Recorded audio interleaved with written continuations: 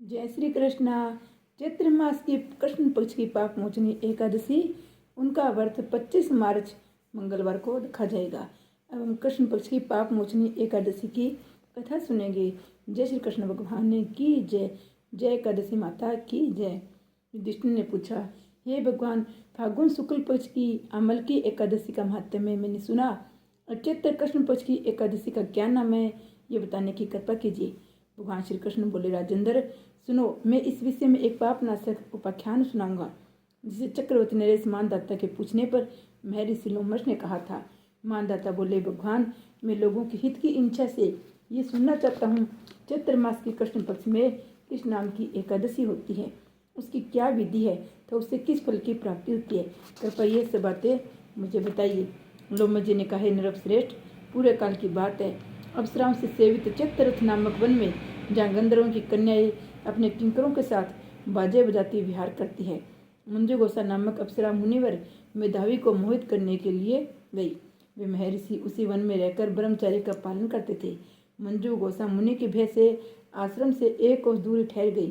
सुंदर ढंग से वीणा बजाती हुई मधुर गीत गाने लगी। हे मुनि श्रेष्ठ, मेधावी घूमते उधर जा निकले और उस सुंदरी अप्सरा को इस प्रकार गान करते देख सेना सहित कामदेव से प्रास्त होकर बरबस मोह के वशीभूत हो गए। मुनि की ऐसी अवस्था देख मंजुगोसा उनके समीप आई, वीणा नीचे रखकर उनका आलिंगन करने लगी। मेधावी भी उसके साथ रमन करने लगे। कामवश रमन करते हुए रात और दिन का भी भान न रहा। इस प्रकार मुनि जनोचित सदाचार का लोप करके अप्सरा के साथ रमन करते उन्हें बहुत दिन व्यतीत हो गई। मंजुगोसा देवलोक में जाने को तैयार हुई। जाते समय उसने मुनि श्रेष्ठ मेधावी से कहा, हे ब्राह्मण, अब मुझे अपने देश जाने की आज्ञा दीजिए। मेधावी बोले, देवी, जब तक सवेरे की संध्या न हो जाए तब तक मेरे पास ठहरो।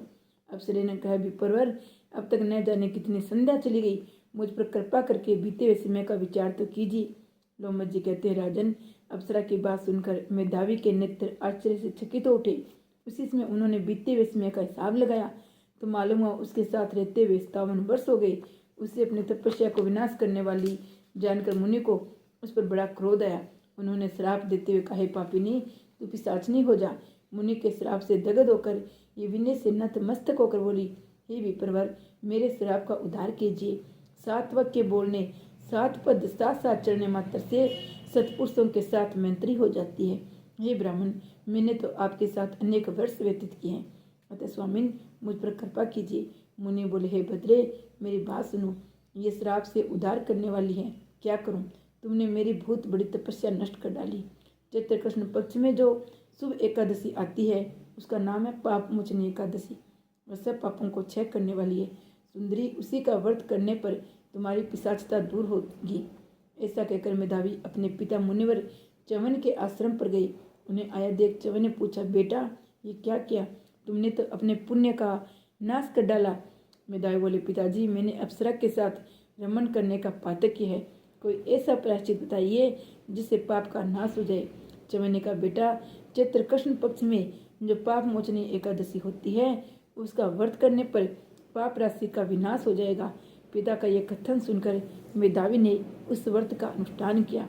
इससे उसका पाप नष्ट हो गया और वे पुनः तपस्या से परिपूर्ण हो गई। इस प्रकार मंजुगोसा ने भी इस उत्तम व्रत का पालन किया। पाप मोचनी का व्रत करने का कारण वह पिशाच योनि से मुक्त हुई, दिव्य रूप धारणी श्रेष्ठ अप्सरा होकर स्वर्गलोक में चली गई। राजन, जो श्रेष्ठ मनुष्य पाप मोचनी एकादशी का व्रत करते हैं उनका सारा पाप नष्ट हो जाता है। इसको पढ़ने और सुनने से सहस्त्र गोदान का फल मिलता है। ब्रह्म हत्या, श्रवण की चोरी, सुरापान और गुरु पत्नी गमन करने वाले को महापात की भी इस व्रत के करने से पाप मुक्त हो जाते हैं। ये व्रत बहुत ही पुण्यमयी है। जो भी एकादशी करते हैं वो पापों से मुक्त हो जाती हैं। एकादशी के दिन व्रत करे, व्रत न कर सके तो भगवान विष्णु की पूजा करे, फल फूल चढ़ाए, भोग लगाए, तुलसी दल डाल कर और भगवान को याद करने से, ओम नमः भगवते वासुदेव मंत्र का जप करने से भगवान प्रसन्न होते हैं।